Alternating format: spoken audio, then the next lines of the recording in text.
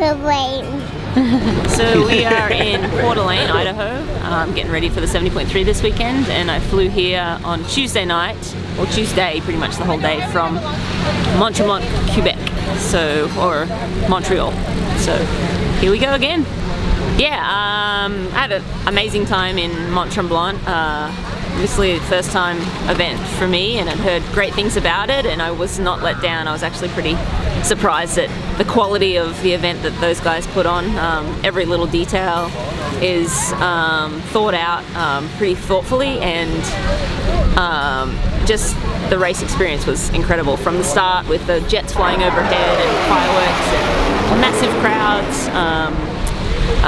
And then I had a great day too, which made enhance the experience even more. So a pretty good swim, 2 minutes down off the lead out of the swim, and then I think Rachel McBride was about 1:20 up on me out of the swim as well. So just put my head down, had no idea how far ahead the girls were, no splits, no one called out splits or anything. And also the crowds were just so loud you couldn't hear anything anyway.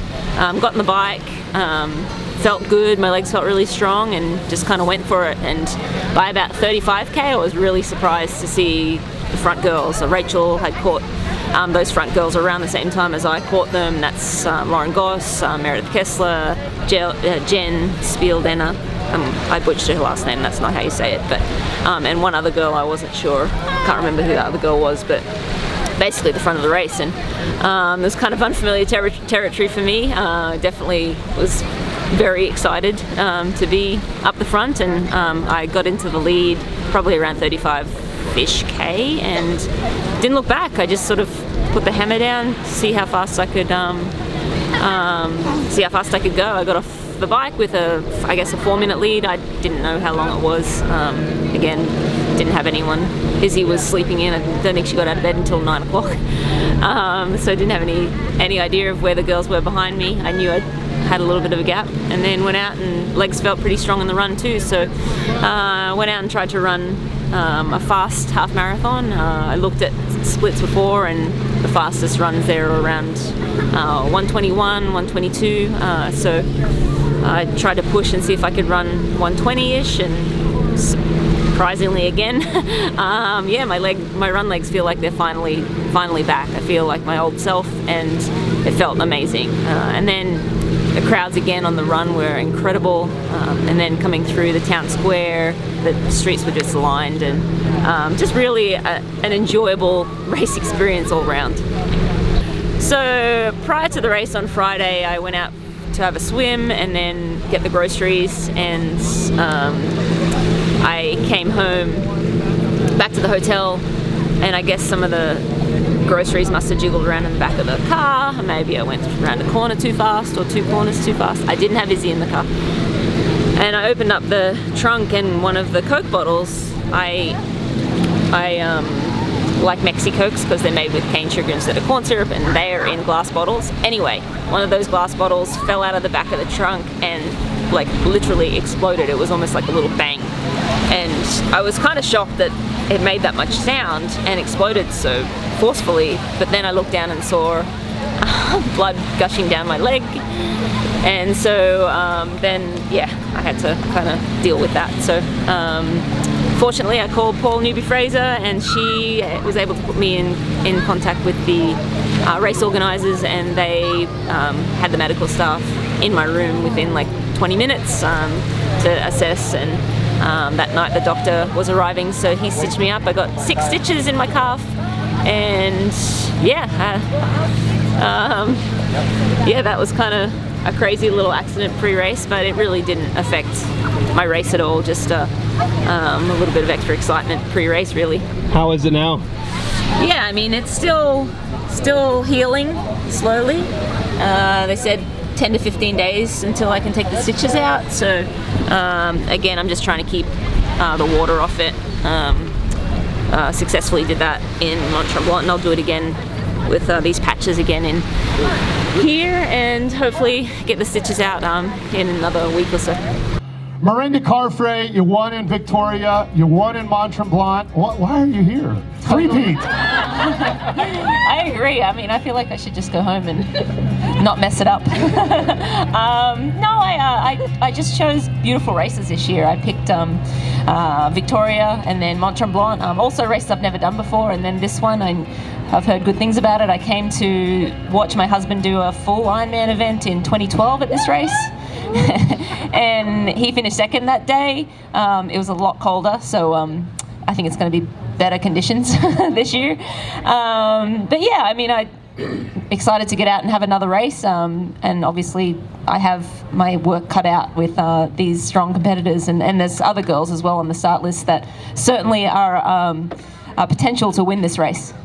Nice. Has racing for experience, you talked about you're picking these races for experience, has that kind of relaxed you and given you, some extra out on the course because you're like, hey, I'm here to enjoy this race, and then bam, a win? I think that just comes with age. I've been doing the sport a long time. I think my first triathlon was in 99, end of 99, so almost 20 years ago. And yeah, I mean, I love racing, and I've just picked great courses. So looking forward to getting out there again. But again, I might have a different opinion during the race on Sunday. So I'm hoping the legs show up and I can compete with these women.